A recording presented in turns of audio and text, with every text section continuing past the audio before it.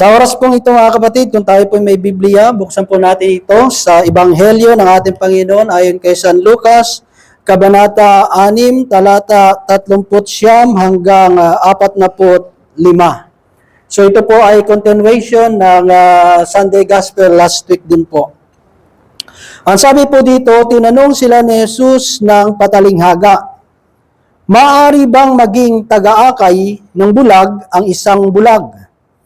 Kapwa sila mahuhulog sa hukay kapag ginawa ang gayon. Walang alagad na higit sa kanyang guro, ngunit kapag lubusang naturuan, siya ay magiging katulad ng kanyang guro. Ang tinitignan mo ay ang puwing ng iyong kapatid, ngunit hindi mo pinapansin ang tahilan sa iyong mata.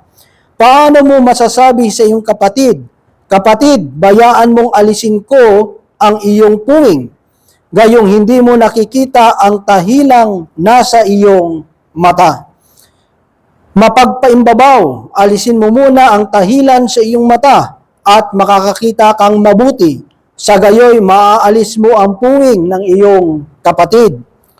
Walang mabuting punong kahoy na namumunga ng masama, at walang masamang punong kahoy na namumunga ng mabuti. Nakikilala ng ang bawat punong kahoy sa pamamagitan ng kanyang bunga, sapagkat hindi nakapipitas ng igos sa puno ng aroma at hindi rin nakapagpuputi ng ubas sa puno ng dawag. Ang mabuting tao ay nakapagdudulot ng mabuti, sapagkat tigib sa kabutihan ng kanyang puso. Ang masamang tao ay nagdudulot ng masama, sapagkat ang puso ng kasamaan ang kanyang puno ng kasamaan ng kanyang puso, sapagkat kung ano ang bukang bibig, siyang laman ng dibdib." Mga kapatid, mga magulang, mga kaibigan, ito po ang mabuting balita ng ating kaligtasan. Praise the Lord. Sige po, palapakan po natin ang Panginoon. Amen. Praise God. Praise the Lord. Sige po, maaari na po tayong maupo, mga kapatid. Praise the Lord. So, salamat sa Panginoon na muli ay na-assign po dito sa inyo sa Oakville bago kayo mag-anniversary. Yan. Praise the Lord. So, ang ating pong pag-aaralan mga kapatid, ito po ay continuation lang ng Beatitude o yung pagtuturo ng ating Panginoon sa, ito yung tinatawag Sermon of the Mount, no? In the Mount. Na kung saan mga kapatid, alam naman natin yung ibig sabihin ng Beatitude, ito ay itinuturo ng ating Panginoon upang tayo ay maging katulad niya. No? Tayo ay maging katulad ni Kristo. Yan po yung purpose, bakit ito ipinapangaral ng Panginoon at bakit hanggang sa kapanahunan natin ngayon, ibinabahagi yung salita ng Diyos. Kasi bakit? Kasi ang goal natin na ang bawat Kristiyano, ang bawat mananampalataya, ang bawat naglilingkod sa Panginoon, maging katulad ni Kristo. Di ba? Kaya nga ang tawag sa ating Kristiyano. Di ba? Kasi nandun yung salitang Christ, nandun yung salitang Kristo.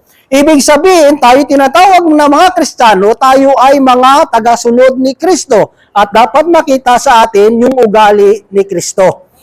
Di ba? So dito mga kapatid, napakahalaga nito kasi bakit? Kasi kung babasahin natin, ito na yung medyo ending ng Beatitude. No? Kasi yung una is, sinabi doon, yung mga mapapalad. Diba? Yung last week naman is about sa wag kang hatol. Diba? Para hindi ka hatulan. No? Kung paano ka iibig sa kapwa mo.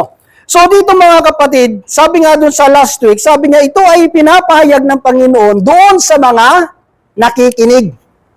So, ibig sabihin, ang mensahe ng Diyos, ito ay para sa mga taong nakikinig. At hindi doon sa mga ayaw makinig. Di ba? Anong pinagkaiba nyo? Kasi bakit sinabi ng Panginoon, ito ay para doon sa mga nakikinig? Kasi mga kapatid, yung taong nakikinig, ibig sabihin, interesado siya.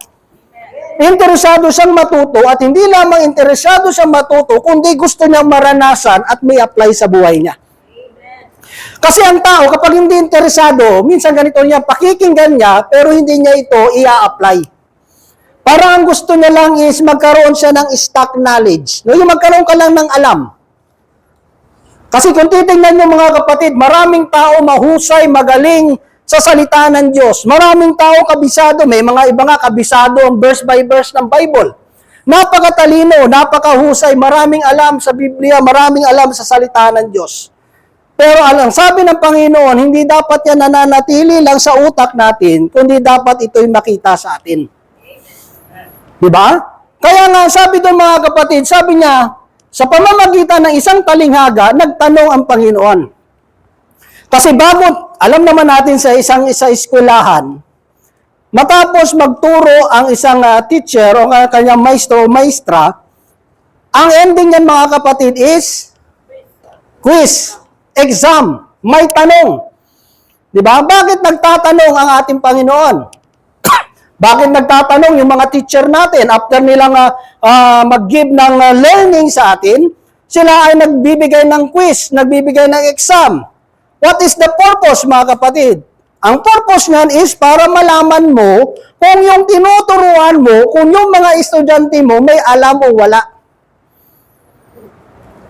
Amen. Di ba? Kaya nga, tingnan mo, pag naganap ka ng trabaho, before kang graduate sa college, di ba, meron kang OJT. Ibig sabihin, yung mga natutunan mo sa eskwelahan, kailangan mo i-apply muna bago ka mag-graduate. Di ba? Mag-OJT ka muna, di ba, sa atin, sa Pilipinas, di ba? Nag-OJT ka, kahit naman dito di ba? So, meron kang oras na dapat mong gugulin, na dapat mong matapos, dapat may-apply mo yon. Para ano? After kang makatapos o makakuha mo yung diploma mo o certificate mo, prepare ka na sa haharap sa tunay na trabaho. Kasi yung OJT mo, hindi pa yan tunay na trabaho. Nagpa-practice ka pa lang. Amen? Bakit kailangan ka mag-practice? Ano ibig sabihin? Yung natutunan mo, kailangan mo siyang i-apply. After that, graduate ka, pag nakuha mo na certificate mo, yung diploma mo, haharap ka na sa totoong trabaho. Ganon sa buhay Kristiyano. Diba? Amen. Nang tinuturuan tayo ng Lord, hindi lang dapat yan nasa utak. Kasi pag in-store mo lang sa utak mo, yung alam mo sa salita ng Diyos, pwede kang makalimot. Diba? Kasi pag tumatanda tayo, marami na tayong nakakalimutan. Diba? Minsan, yung sunglasses mo, nasa ulo mo, pero nakakalimutan mo na saan mo na nilagay. Nagalit ka na, pinagalitan mo na ang lahat. Sino kumuha ng sunglass ko? Yung pala nandito sa ulo mo. Amen? Na. Okay lang yan. Maganda rin na yung sunglass mo nasa ulo mo para lumiwanag ang utak mo.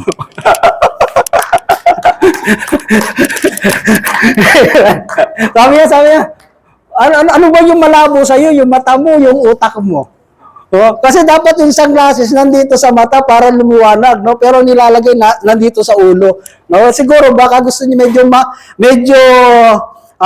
medyo malabo yung isip niya, kaya nilagay niya daw para medyo lumiwanag. Ganun po ba yan? So, ibig sabihin, kasi sa atin, sa paglilingkod sa Panginoon, kaya nga ito yung mga lingkod ng Panginoon, pinangangaralan niya. Kasi after tayong matuto sa salita ng Diyos, haharap tayo sa totoong buhay bilang Kristiyano. Kasi akala ng iba, yung pagiging Kristiyano, akala na palagi lang masaya, di ba? Akala natin palaging enjoy lang, pero palagi lang blessing, pagpapala. Pag first time ka sa gawain, ito na-notice ko sa gawain, siyempre, nakilala ko si El Shaddai, 1996, no, sa Pilipinas. So, dito mga kapatid, pag bago ka kasi, mostly doon sa mga baguhan sa gawain, talagang na-answer prayer yan. Answer prayer agad. Yung mga may karamdaman, gumagaling agad. Di ba? Yung mga prayer request, talaga ang bilis masagot ng Lord. Alam mo kung bakit? Alam mo kung bakit? Kunyari, nag-prayer request ka, hindi ka gumaling. O kaya, hindi mo natanggap yung hinihingi mo. Malaman, baka di na bumalik Hindi, totoo po yan Kasi yung faith nila, wala pa dun Wala pa sa salitaan ng Diyos Kasi sila, to see is to believe. Pag bago ka sa gawain, to see is to believe ka Kaya nga mga 90s, mga kapatid, kapag walang nagle-leon, sasabihin, ay, mahina yung preacher. Yung totoo yan, di ba? Mga 90s, talaga lang pa uso yung layhands dati, mga 90s eh. No? Yun din yung hinahatid ko yung nanay ko tsaka yung kapatid ko sa prayer meeting, yun ang inaabang-abangan ko eh. Yun yung mga nagle-layhands eh. May mga iba, pag nilayas, gaganon mo. Kung may sasalo o hindi. No? May na yung pananampalataya eh. No? Minsan iba kasi gaya-gaya na lang, di ba? Pag natumba, kailangan matumba rin siya. Kasi kung di siya matumba, uy, may bad spirit. Di ba? Kaya yung iba, kahit hindi naman talaga may strength, gumaya na lang. No? Di ba? Pero ano doon mga kapatid, kasi habang tumatagal tayo sa paglilingkod sa Panginoon, nag-grow yung faith natin. Hindi tayo yung parang to see is to believe lang. Kasi pag wala pa yung pananampalataya sa isang tao, mahihirapan siyang harapin ang buhay. Kunyari, first time mo pa lang sa gawain, problema agad na nabigay sa'yo.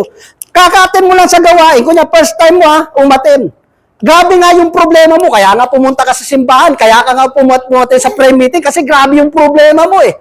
Gusto mo masolusyonan yung problema mo. Hirap ka na pinapasan yung problema mo. Tapos hindi ka pa na-answer prayer, imbes na uuwi ka sa bahay mo na nakaganon, gumagapang ka na. Oh. Imbes na wala problema mo, nadagdagan. Do you think babalik ka pa next week? Kung baguhan ka? Siyempre hindi. Kaya nga may kita mo kasi ang tao, basta bago sa gawain, is to see, is to believe eh. Kaya nga medyo iba, akala na yung paglilingkod, palagi ng blessing, pagpapala. Kaya yung iba, pag tumatagal, nagugulat. Uy, may problema pala. Meron pala mga sacrifices. No? Kung minsan mag-aabono ka pa, mga ganun-ganun, di ba? Kasi bakit? Kasi haharap ka na sa totoong buhay paglilingkod. Haharap ka na eh. Kaya nga sabi doon ng Bible, ang tanong niya, merong bang bulag na pwede mag-akay ng kapwa bulag? Eh siyempre, kung ikaw ay nag-iisip, ay hindi pwede. Na ang bulag ang mag-aakay sa kapwa bulag. Kasi bakit? Pareho silang bulag. Tama na. Kasi yung pag-aakay po lang, mag-aano pa sila, nasan ka? Mag-aano pa sila. Diba? Oh, hindi pwede. In real life, mga kapatid, mahirap. Kailangan na nga-aakay sa'yo, may nakakakita. Ano ibig sabihin? Itong mga tao itong nakinig ng salita ng Diyos, sila yung mga taong naliwanagan ng salita ng Diyos. At tayo bilang mga naliwanagan ng salita ng Diyos, tayo yung magsisilbing ilaw sa tao para akayin sila sa Diyos. Yan. Pero alam niyo ba kung anong pinakaano dito ng Diyos? Karakter. Kahit anong ganda ng sinasabi mo, napakaliwanag ng sinasabi mo, pero napakadilim naman ng pamumuhay mo. Ha? Nagigets mo ba natin? Kasi bakit? Tama na, bata, nag-a-agree. Diba? Diba? Ang tao kasi mga kapatid, maakay mong tao sa pamamagitan ng pamumuhay. Diba? Parang ganito yan eh. Minsan ang tao magtatanong, ano ba yung totoo sa sinabi ni brother? Yung sinasabi niya o yung ginagawa niya? Minsan contradicting eh. Kaya ngayon, imbes maliwanagan ka, parang gumulo. Parang sabi, Brad, nang binasa mo yung Bible, ang liwanag naman. Bakit nang in-explain? Ang gulo yata. Ano ibig sabihin? Alam niyo kasi sa buhay, ganito yan. Mas madali kasing maunawaan ng isang tao, kahit nga sa eskwelahan, di ba? Kapag ang teacher nagturo, and the same time may visual, ipapakita sa'yo, mas madali mo siyang magigets eh. Meron nga minsan, kung minsan nga, iba, dami pang explanation. Ganito gagawin mo, ganito, bla bla bla bla. Minsan sabi mo, ipakita mo na lang, paano ba gawin niya, i-show me. Minsan, i-demonstrate mo. Mas madali mong maunawaan yung sinasabi niya sa pamamagitan ng demonstration. Nasasabi mo, ang dami mo pang sinabi, yan lang naman pala. Di ba? Di totoo po yan. Di ba? Minsan ang dami mga procedure, dami pang kwento, ganito, dapat ganito yan, bla, bla, bla, bla. Ang ending, ganun lang naman pala. No? Just push the button. Tapos, ano mo lang, hanggar na. Pero ang daming procedure. Mas madali kasing maunawaan ng isang bagay visually. Kaya ito, ang ating Panginoon, hindi lang sa Diyos sa salita, kundi sa gawa. Kaya nga sabi niya, paano ang isang bulag, kaya niya kapwa niya bulag, di pareho sila mahuhulog. Tayo dapat na naliwanagan ng salita ng Diyos, tayo yung magbibigay liwanag sa tao. Kaya nga sabi niya doon, mga kapatid, mahuhulog kung pareho siyang bulag. Walang alagad na higit sa kanyang guro, ngunit kapag lubusang naturuan siya, magiging katulad ng kanyang guro. Dito kasi, sabi ko nga, mga ending na to eh. Ito na pinapakita ni Lord. O, tinuruan ko na kayo. Di ba? Kung para maging katulad niyo ako, dapat gawin niyo, sabi niya, lubusang naturuan. Well-trained. Ba? Ano ibig sabihin niyo mga kapatid? Naturuan ka eh. Na-train ka. Alam mo, pag nasanay ka sa hirap ng buhay, yung mga konting problema, mga ganun ka lang, sumisipol-sipol ka na lang eh. Di totoo yan. Totoo yan. Kung naranasan mo yung grabing hirap, yung halos mamulot ka ng gis o 5 sa kalsada, di ba? Pag naranasan mo yan, yung mga konting problema lang, wala na sa iya. Kasi bakit? Nakasurvive ka nga dati, ngayon pa, na kay Lord ka. Yung wala ka nga kay Lord nakasurvive ka. Yung how much more ngayon, na kay Lord ka. Yung totoo po yan. Amen? Naranasan naman siguro natin yung mga kapatid. Diba? Pag kulang yung pera mo, lahat na lang ng sulok-sulok. Pinupunta mo yung sulok ng mga bahay mo, baka may nahulog. Diba? Sa Pilipinas, naranasan namin din yan. Amen? Kahit nga sa amin, doon nga, makababayan ko rin yan. Sa Iloilo, di ba? Ay, mayroon akong may babuyan ako eh. Pag kinulang ka ng budget, imbes na feeds, maghanap ka ng kung ano pakain sa baboy mo. Kaya minsan, yung mukha ng baboy ko, parang hindi baboy. Kasi bakit? Kasi, hindi imbes na ma-feeds mo, kinukulang ka eh. Siyempre, kung ano yung available, imbes na feeds, yung ano mo, yung binglod, yung parang ano yung pudpud na bigas. O kaya, saging. Siyempre, iba pa rin kasi yung ano eh. Yung pag-feeds eh, di ba? Kasi hindi siya mataba, siksik siya. Di ba? So, ano ibig sabihin mga kapatid? Yung mga bagay na mararanasan mo eh. Mararanasan mo siya mga kapatid. Kaya nga sabi ng mga kapatid, sabi niya, tinitrain tayo eh. Kunyari, narinig mo about pag-ibig, ibigin ang kaaway mo. Minsan, may papadala sa mga taong hindi ka ibig-ibig. Kasi tinitrain ka. Paano ka matitrain kung hindi mo mararanasan? Kaya nga training eh. Oh. Pag may mga tao, sabi narinig mo, God's love, ibigin ang kaaway. Minsan talaga padadalan ka ng kaaway. Sino dito may kaaway? Di ako ta. Pag Kristiyano ka, wala kang kaaway. Ikaw lang yung inaaway. Isa lang yung sumagot Nag-iisip. Totoo po yan. Pag narinig mo sa salita ng Diyos, maging matyaga ka, be patient, mga kapatid. Paparanas sa Diyos, ititrain ka dyan eh. Yung 1 oras ka na, 2 oras ka na naghihintay, hindi pa rin dumarating. Tapos iti-text sa'yo, I'm coming. Malapit na. Parang doon sa amin sa Iloilo. Sabi niya, yung sasakay ng bus, pahihintayin yung bus. Kung hindi, papalis na, parang nililigo pa. Sa mga probinsya, ganun eh. Sa mga probinsya, ganun. Malapit na. Diba? Nasa bahay pa. Minsan, ano yun? Ititrain ka talaga eh. Diba? Kasi tuturuan ko paano ka magkaroon ng pasensya. Diba? Lahat ng naririnig natin sa salita ng Diyos, ipararanas ng Diyos yan sa atin kasi nga part ng training yan eh. Tinitrain tayo. Bakit tayo tinitrain? Yung susi doon to become like ng ating teacher, ng ating master. Maging katulad tayo ni Kristo. Paano magpakumbaba? Pag narinig mo, magpakumbaba. Mararanasan mo yan. Na ipapahiya ka minsan. Mararanasan mo yan, papahiya ka.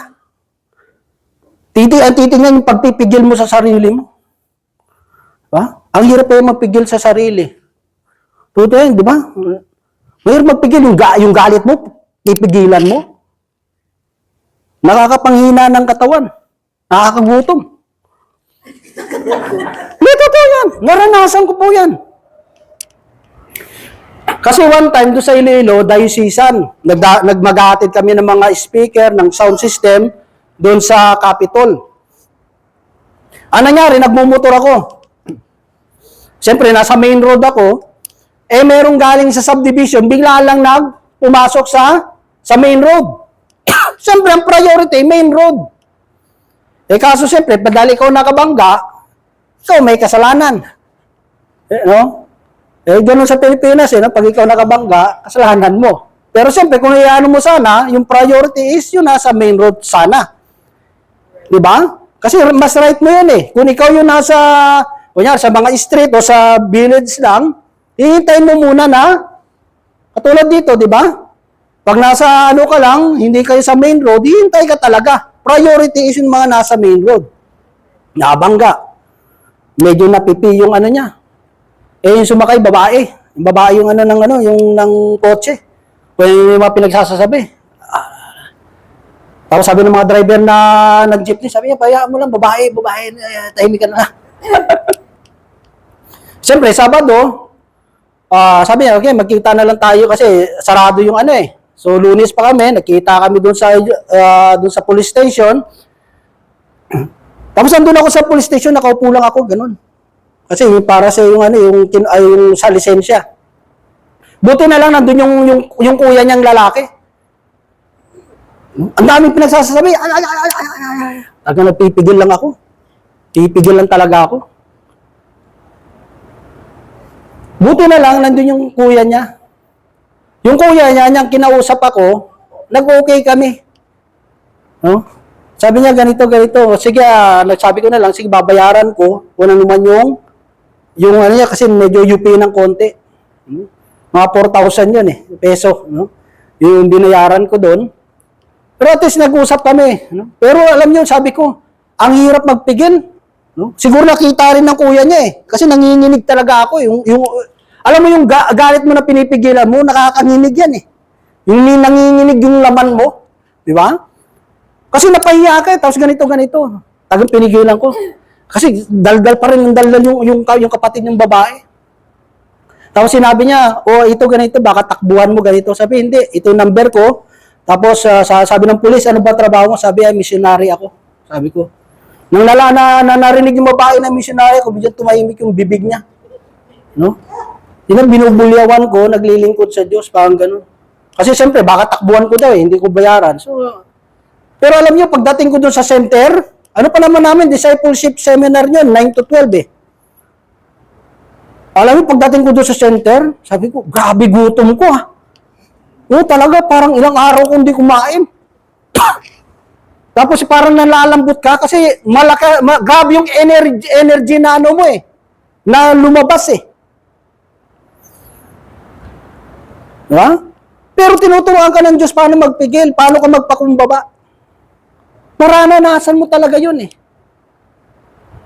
Diba? Ituturo sa atin ng Diyos yun. Kung minsan darating yung time, pag sinabi ng Diyos, I'm the God who provides. Ako ang Diyos na nagpro-provide ng yung pangangailangan. Darating ang time, siyempre, na madarating medyo kulang. Pero makikita mo naman, ang Diyos nagpro-provide ng pangangailangan. Ang Diyos is a healer. Paano mo masasabi ang Diyos ko nanggagamot? Hindi ka naman nagkasakit. Pero dahil nagkasakit ka at gumaling ka, then na-prove mo sa sarili mo ay tunay ang Diyos manggagabot. Kasi bakit? Kasi gumaling ka eh.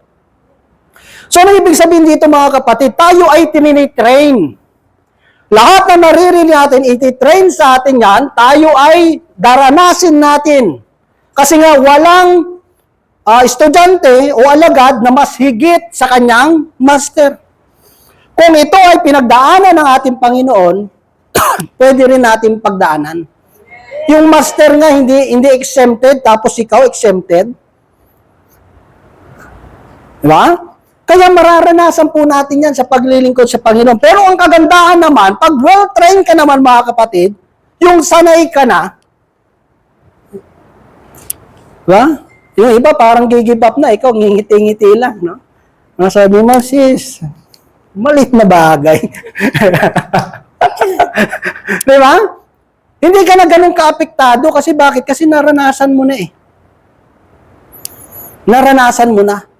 Yung mga first time lang, siyempre grabe yung ano nila. Pero siyempre, sa mga first time, dapat maging encourager tayo. Mag-encourage tayo sa kanila. Hindi yung parang judgmental tayo. Sabi, sister, ang lit-lit ng problema mo. Sa akin, ang laki-laki. Baka nagyabang ka pa. Diba? Ang lit-lit ng problema mo sa akin, ang laki-laki ng problema ko eh. Imbes na parangalan ng Diyos, minsan tayo yung napararangalan. Kaya nga, ang sabi doon mga kapatid, ang tinitignan mo ay ang puwing ng iyong kapatid, ngunit hindi mo pinapansin ang tahilan sa iyong mga mata. Diba? Ang Diyos mga kapatid, titignan natin yung kapwa natin katulad ng pagtingin ng Panginoon. Kasi bakit? Ganito yan. Ang sinasabi ng Diyos, huwag mong hatulan, huwag mong alisin yung dumi ng kapwa mo kung ikaw mismo may dumi rin. Anong ibig sabihin niyo mga kapatid? Huwag mong sasawayin yung isang tao na kung ikaw mismo rin gumagawa niyon. Eh mostly pa naman sa mundong ito, kung sino yung grabe mag-judge sa kapwa niya, siya rin pala mas matindi yung ginagawa niya.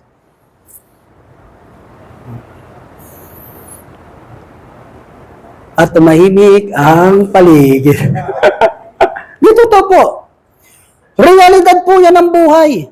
Minsan kung sino yung mga tao mapagmata, kung sino yung mga tao mapanglait, yun ang kalait-lait.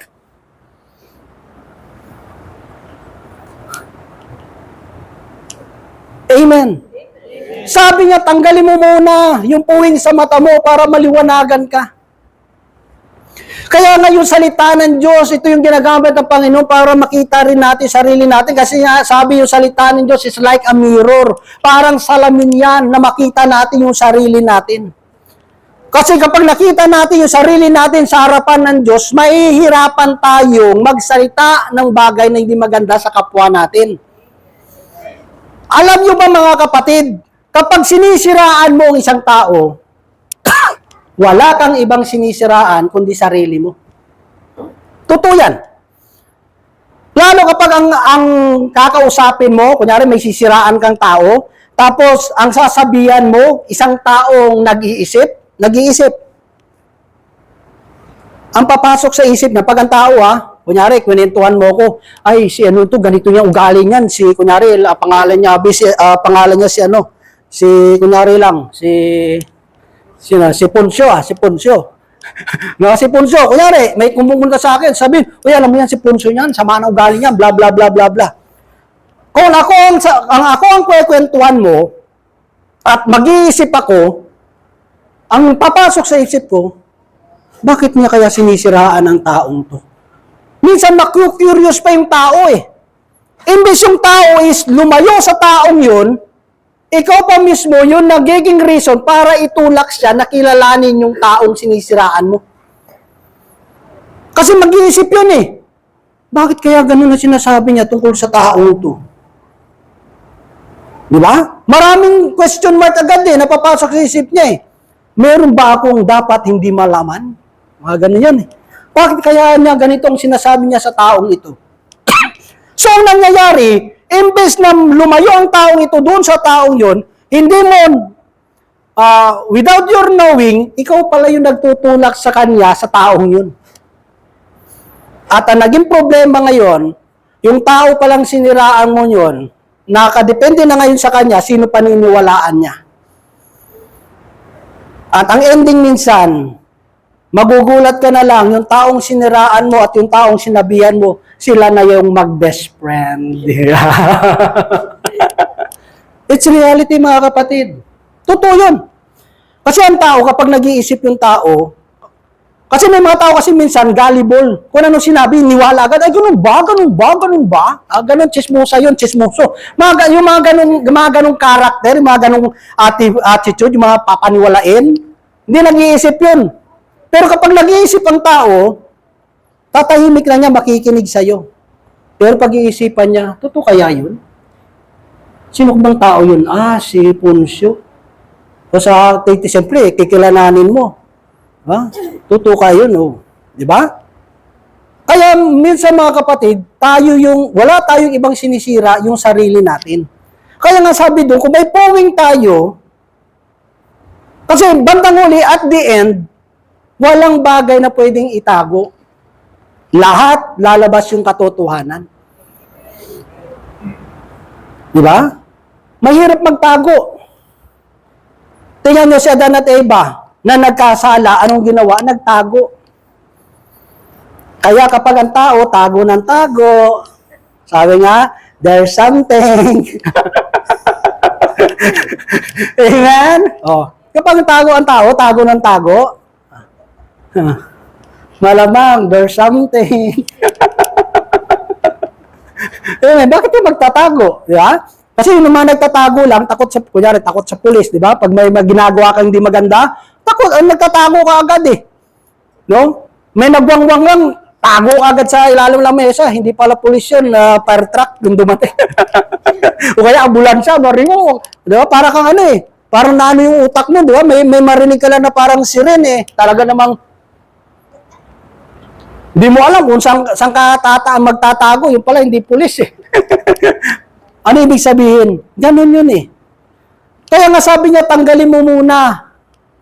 No, para maliwanagan tayo. Kaya nga sabi dito mga kapatid, ito yung gusto ng Diyos na maging karakter po natin. At ang sabi doon,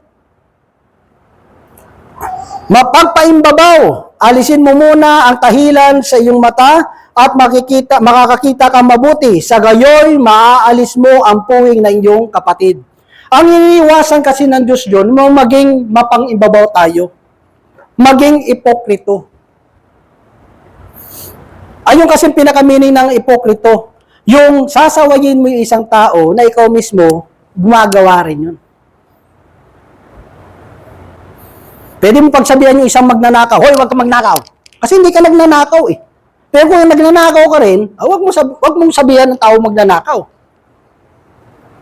Di ba? Amen.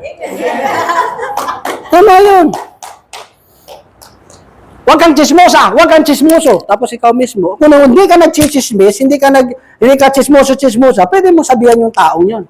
Kasi, hindi mo ginagawa eh. Yun lang ang pinakasimpleng logic yun. Di ba? Pwede mong sawayin ang tao. Hindi naman ibig sabihin, hindi ka pwedeng sumaway. Sumaway, ibang saway, yung sasawayin mo yung tao. Hindi ibig sabihin, hindi mo na pwedeng i-correct ang tao. Pwede mong i-correct yung tao kung yung ikaw mismo, hindi mo ginagawa yung kino-correct mo sa isang tao. Kasi kung hindi na natin i-correct yung isa't isa, ay wala na. Di ba? Baka ma-misinterpret naman natin. Sabi ni Brother Ronald ang sinasabi dito na i-correct natin yung kapwa natin kung sasawayin mo kung ikaw mismo hindi mo ginagawa yon. Kasi bago mo i-correct yung kapwa mo, kailangan mo muna i-correct yung sarili mo para pag kinorek mo ang taong yon, check ka. Diba? Check ka. Correct. Diba? Kasi tamang tao ka eh. Diba? May mga ganito minsan eh. Diba? Pag may taong may problema, minsan, hindi ikaw yung tamang tao para umausap sa taong yun. Diba? Kasi kahit anong ganda na sasabihin mo, kung hindi ikaw yung tamang tao na dapat magsabi sa taong yun, imbes masolusyonan, madadagdagan ang problema. Di ba? Oh. Kunyari, ang tao, sumasakit ang ngipin. Dapat ang punta dyan, dentista. Di ba? Huwag kang tatawag ng doktor na nag-oopera. Di ba? Kailangan tamang tao. Di ba? Pag sumasakit ngipin mo, tamang tao mo dadalin. Dalhin mo sa dentista. Di ba? Ganun lang kasimple yan, mga kapatid. Kaya nga sabi dito, walang mabuting punong kahoy na namumunga ng masama at walang masamang punong kahoy na namumunga ng mabuti. Ang Diyos natin ay Diyos ng kabutihan. Siya ang Diyos na mabuti. So bilang tayo ay naglilingkod sa Panginoon, dapat makita sa atin pamumuhay yung kabutihan ng Diyos. No? Yung kabutihan ng Diyos. Kasi kung tayo ay namumuhay na wala sa hindi mabuti, mga kapatid, ibig sabihin, iba yung master mo. Iba yung teacher mo. No? O baka iba yung napakinggan mo. Amen? Kaya nga tayo nakikinig. Ano ba pinakikinggan natin? Every magsisimba tayo, atin tayo sa mga prayer meeting, every time na atin tayo sa mga religious gathering, ano ba yung pinakikinggan natin? Salita ng Diyos. At yung salita ng Diyos na yung mga kapatid, magre-reflect, kung ito yung ating isinasabuhay, makikita yun sa buhay natin. Di ba? Amen po ba? Amen. Kaya hindi po ganun kadali, mga kapatid. Kaya nga sabi niya na pararangalan ang Ama kung kayo namubunga ng sagana. At napatutunayang mga alagad ko kayo. Amen. Kapatid, sabi doon, sapagkat hindi makapipitas ng igo sa puno ng aroma at hindi rin makakapaputi ng ubas ang puno ng dawag. Ang mabuting tao ay makapagdudulot ng mabuti sapagkat tigib ng kabutihan ang kanyang puso. Ang masamang tao ay nakapagdudulot ng masama sapagkat puno ng kasamaan ang kanyang puso. Alam niyo, mga kapatid, kahit anong tago natin sa ugali natin, lalabas at lalabas din. Kaya nga sabi ni Brother Mike, gusto mo makilala katabi mo, gulatin mo. Pag hindi praise the Lord, hallelujah, lumabas sa bibig niyan. Yeah? Kasi sabi nga, kung anong ang bukang bibig, kung ano laman ng puso, siya ang bukang bibig.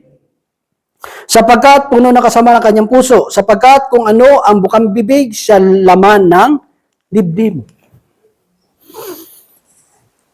Di ba? Hindi natin may tatago yan eh. Pag masama yung loob mo, lalabas at lalabas yan eh. Kahit anong pigil mo, lalabas sa mukha mo eh. Ha? Kahit nga yung anak mo eh, kahit hindi nagsasabi may problema, alam mo eh, may problema eh. Diba? Kahit nakangiti yan, alam mo yung ngiti niya, hindi normal eh.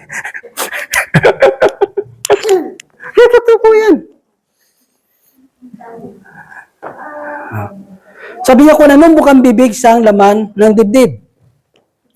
Kaya nga, mga kapatid, hindi natin pwedeng maitago eh. Di ba? Anong ibig sabihin dito, mga kapatid? Ang tao kasi kapag buhay mo na, di ba, parang yun na naging lifestyle mo, normal na lang sa'yo yun eh. Di ba? Pag nauntog ka, lumalabas sabihin mo, praise the Lord. Hallelujah. Normal lang yun eh. Di ba? Pag nagulat ka, nasanay ka, praise the Lord, hallelujah, yun talaga yung lalabas sa bibig mo eh. Pero pag hindi ka nasanay, di ba? Yung mga kambing na nananahimik sa gilid, no? Pag ginuling, ay kambing! Ha?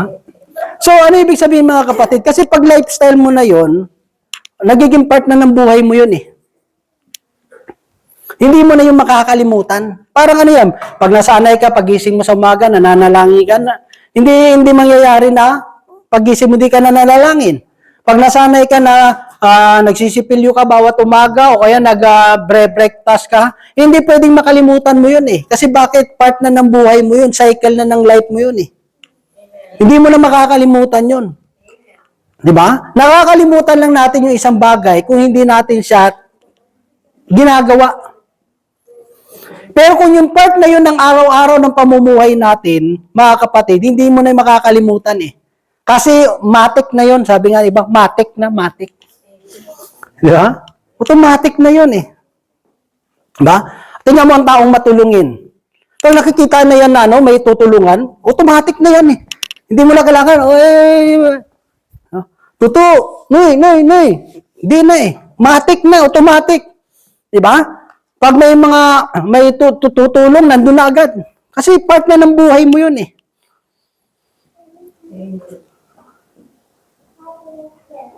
Di ba? Kaya nga dito mga kapatid, ang tinuturo dito ng Panginoon is, walang estudyante na magiging mas magaling sa master nila. Kundi magiging katulad lang ng kanilang master. Siyempre, hindi natin pwedeng malampasan ang Diyos. No? Kasi pag nalampasan mo, Diyos ka na rin. Amen? Hindi natin pwedeng malampasan eh. Pero pwede tayong maging katulad ni Kristo.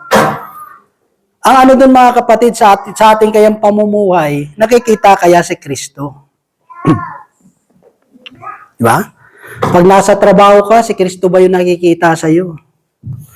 Pag nasa loob ka ng bahay mo, si Kristo ba nakikita sa iyo? Baka si Kristo nakikita lang pag nasa simbahan tayo, pag nasa prayer meeting tayo, mga mukha tayong mga santo, santa. No? Pagdating sa bahay, mga santas. Di ba? Ito po yan. Kasi tayo ay mga maliwanag ang mga mata na. Tayo yung magdadala sa mga tao, tayo yung mga na-train ng Panginoon. Mga well-trained ng Diyos. Kung saan pa mga espesyalista, mga profesional ng mga lingkod ng Diyos. Amen. So sa oras na ito mga kapatid, no, makikita po natin dito ang ano po ng Diyos sa buhay po natin. Na tayo bilang tayo tinuturuan ng Panginoon, dapat yung mga bagay na itong itinuro sa atin at ipinararanas ng Diyos sa atin, dapat po yan makita po sa atin. Amen? Na yung tao, mga kapatid, madala natin sa Panginoon. At iwasan natin, mga kapatid, na sumira ng kapwa po natin. Yung mag-judge, mga kapatid, di ba? Kasi minsan sa isang grupo, sa isang samahan, dyan minsan nasisira eh. Yung samahan eh. Di ba?